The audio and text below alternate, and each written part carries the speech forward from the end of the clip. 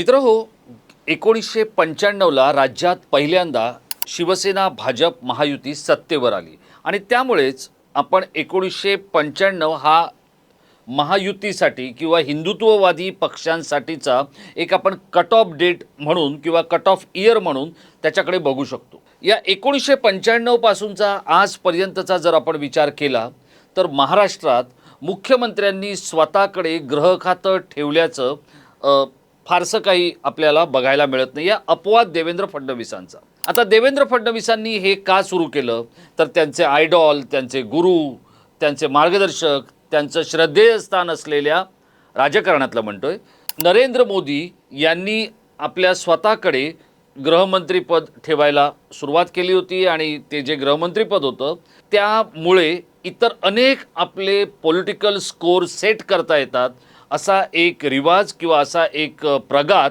हा नरेंद्र मोदींनी घालून दिला आणि त्यामुळे देवेंद्र फडणवीस सुद्धा त्याच पद्धतीत गृहमंत्रालयाकडे बघतायत। आणि देवेंद्र फडणवीस ज्या वेळेला अशा पद्धतीत या सगळ्या गोष्टींकडे पाहत आहेत तेव्हा त्यांची जी 4 विधानं आहेत की ज्या विधानांचा आपण विचार केला तर ती आपल्याला सातत्याने ऐकायला मिळतात। ती कोण आहेत तर कडक कारवाई करू, सखोल चौकशी करू, कोणालाही सोडणार नाही आणि कठोर शासन करू। पण प्रत्यक्षात ज्या वेळेला देवेंद्र फडणवीस आणि त्यांचे पोलीस, त्यांचं गृह मंत्रालय हे या सगळ्या गोष्टींकडे या 4 वाक्यांसहित पाहतायत का?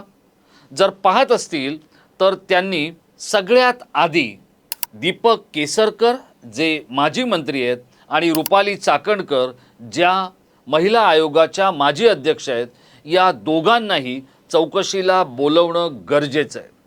कारण काय, या संपूर्ण सगळ्या अशोक खरात प्रकरण असो किंवा या अशोक खरात प्रकरणानंतर जी काही प्रकरणं घडली त्यामधून जो संदेश जातोय या अनधिकृत गोष्टी करणाऱ्या, अवैध गोष्टी करणाऱ्या, व्यभिचारी गोष्टी करणाऱ्या आणि गुन्हेगारी प्रवृत्तीच्या मंडळींना, तो म्हणजे राज्यातलं गृह खातं किंवा राज्यातले पोलीस आमचं काहीही बिघडवू शकत नाहीत। जे काही असेल ती थोडीफार मलमपट्टी करून आम्ही पुन्हा एकदा या सगळ्या गोष्टी करायला मोकळे आहोत अशा पद्धतीचा जो मेसेज जातोय हा मेसेज किंवा ही प्रवृत्तीची कंबर तोडणं हे आता देवेंद्र फडणवीस यांच्यासाठीचं सगळ्यात मोठं मिशन आहे। खरंच आपलं गृहमंत्रालयाचं फेल्युअर आहे का? पोलिसांचा धाक संपलाय का? आणि गृह मंत्रालय स्वतःकडे ठेवून फडणवीसांना काही साधता येत नाही आहे। खरं तर फडणवीस एक अत्यंत कौशल्यवान, कर्तृत्ववान असे मुख्यमंत्री असताना नेमके त्यांचे हात कोणी बांधलेत का? संक्षिप्त स्वरूपात आपण यावर प्रकाश टाकण्याचा प्रयत्न करणार।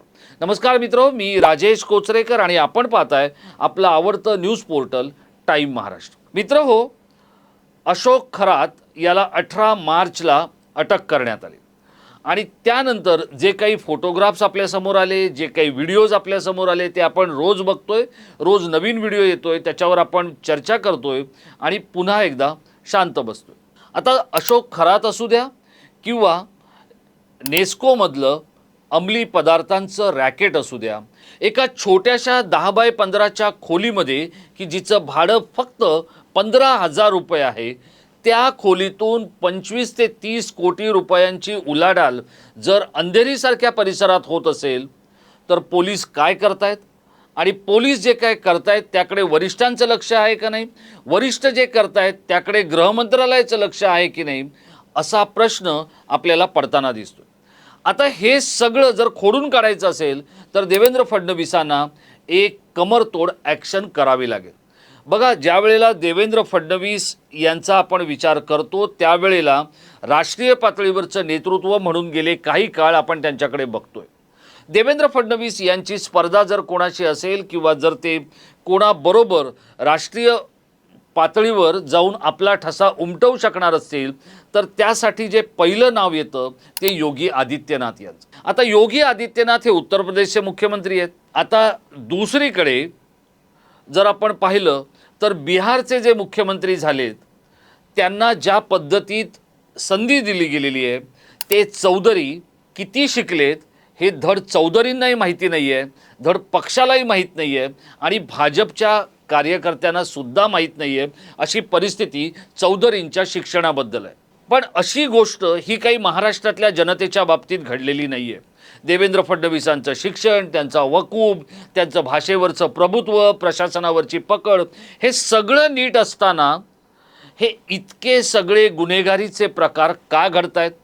बघा, 18 मार्चला जर एखाद्या भोंदूला उचललं गेलं, त्याच्याबरोबर असलेल्या नेत्यांचे फोटो आल्यानंतर पक्षातल्याच आणि सरकारमधल्याच मंत्र्यांनी आणि नेत्यांनी याबाबतचं स्पष्टीकरण दिलेलं आहे. कल्ला केव्हा झाला?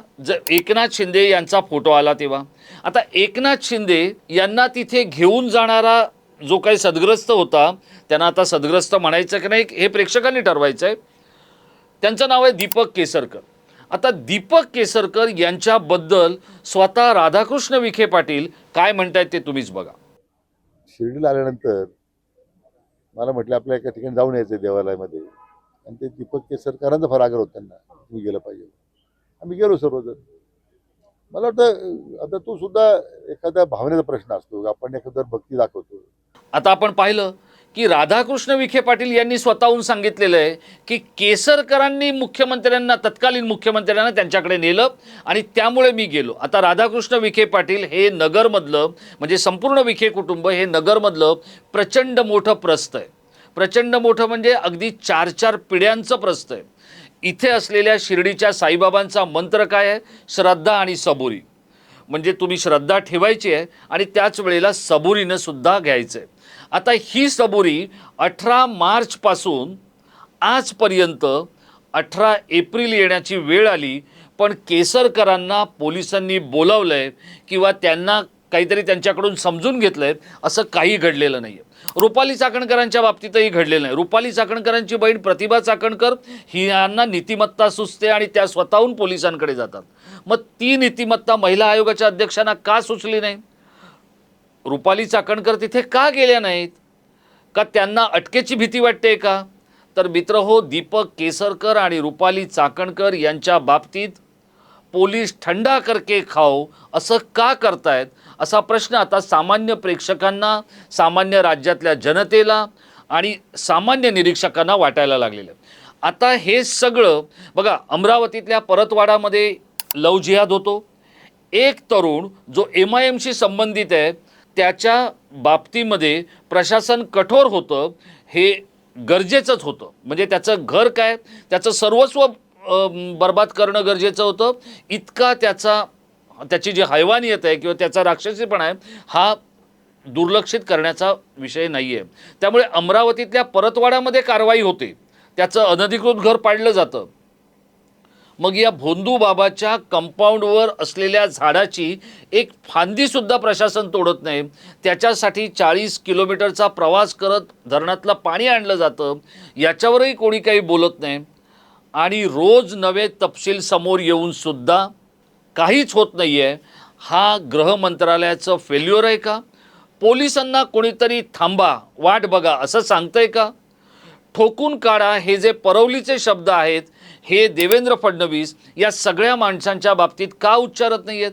मीरा भाईंदरमध्ये झालेला जो झोंबी ड्रग्सच्या बाबतीतला विषय असेल किंवा नाशिकमधल्या TCSच्या बद्दलचं, आता जे काही भक्त आहेत ते काय म्हणतील, अहो पोलिसांचं काम करतायत ना. पण पोलिसांचं काम करत असताना पोलीस ज्या पद्धतीची अति खबरदारी घेत आहेत, जी अमरावतीतल्या परतवाडामध्ये घेतली गेली नाही, ती नाशिकमधल्या प्रकरणामध्ये घेतली जाते, ती मीरा भाईंदरमधल्या प्रकरणांमध्ये घेतली जाते, ती नेस्कोमध्ये घेतली जाते. नेस्कोचं जे काही स्कॅन्डल आहे आणि नेस्कोच्या बाबतीत जे काही घडलं आहे याचा वेगळा स्वतंत्र व्हिडिओ मी लवकरच घेऊन येतो आहे. पण देवेंद्र फडणवीस यांना आता ही आपली जी 4 विधानं आहेत, कठोर कारवाई केली जाईल, कुणालाही सोडलं जाणार नाही, कायदा आपलं काम करेल, ह्या ज्या सगळ्या गोष्टी आहेत ह्या सोडून आता गृह मंत्रालयाचा इंगा फडणवीसांना दाखवावा लागणार आहे.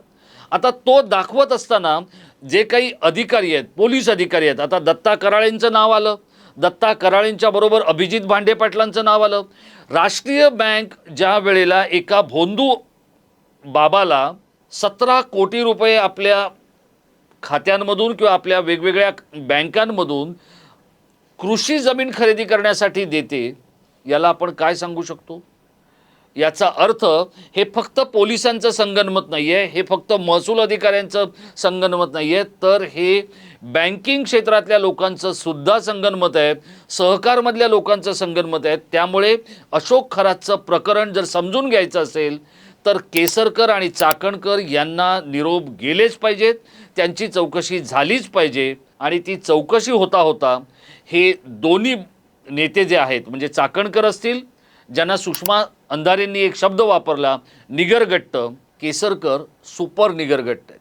आणि त्यामुळे एरवी साईबाबांचं जप करणारे, साईबाबांना मानणारे, त्यांच्या श्रद्धा सबुरीचा मंत्र उच्चारणारे केसरकर हे पोलिसांना जाऊन सांगण्याची नैतिकता का दाखवत नाही आहेत?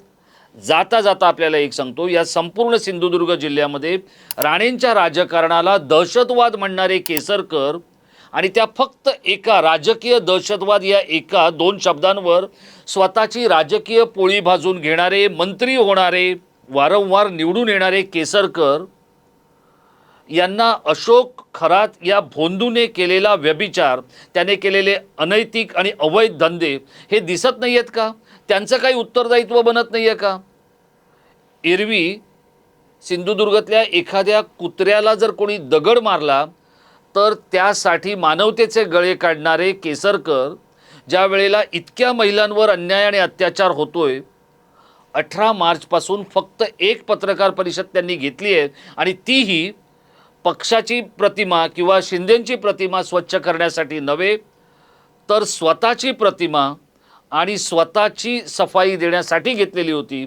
या सगळ्या गोष्टींवर आता देवेंद्र फडणवीस यांनी राज्याचे मुख्यमंत्री म्हणून आणि गृह मंत्रालयाचे बॉस म्हणून व्यक्त होण्याची गरज आहे.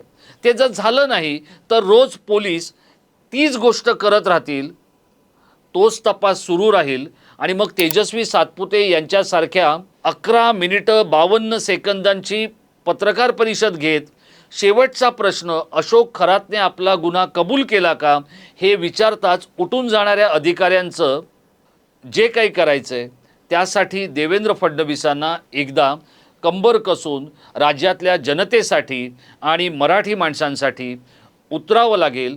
आणि आपण किती चांगले प्रशासक आहोत, आपण किती चांगले राज्यकर्ते आहोत हे सांगावं लागेल. अन्यथा मीरा भाईंदर असेल, पुणे असेल किंवा नाशिक असेल, अशा सगळ्या ठिकाणी या भोंदूंचं पीक येईल. आणि सगळ्यात महत्त्वाचं म्हणजे कुठे लव जिहाद होईल, कुठे लवलँड होईल किंवा कुठे या मुस्लिम अतिरेक्यांकडून लँड ग्रॅबिंग होईल, हे सगळं सुरू राहणार आहे. नशेचा बाजार सुरू राहणार आहे आणि त्यामध्ये हकनाक, निष्पाप आणि निरपराध लोक मारले जाणार आहेत आणि मरणार आहेत. यासाठी आता फडणवीसांना काहीसं निद्रिस्त अवस्थेतून बाहेर येऊन आपला इंगा दाखवावा लागणार आहे या सगळ्या अनधिकृत आणि अवैध मंडळींना. अन्यथा राज्याचं मुख्यमंत्रीपद स्वतःकडे ठेवताना गृहमंत्रीपदासारखं महत्त्वाचं मंत्रालय स्वतःकडे ठेवल्याचा काही फायदा हा राज्यातल्या जनतेला होणार नाही आहे. मित्रहो, आपल्याला या सगळ्या प्रकरणाबद्दल काय वाटतं? देवेंद्र फडणवीस यांच्यासारखा कर्तृत्ववान मुख्यमंत्री आणि कार्यकुशल नेता याचे खरंच कोणीतरी हात बांधलेत का? त्यांना कोणी काम करू देत नाही आहे का? किंवा त्यांनी काम केलं तर कोणीतरी अडचणीत येईल असं आपल्याला वाटतंय का? आपल्याला जे वाटतंय ते या व्हिडिओच्या खाली असलेल्या इनबॉक्समध्ये आपण जरूर आम्हाला लिहून कळवा. पुढचा व्हिडिओ येईपर्यंत स्वतःची काळजी घ्या. धन्यवाद.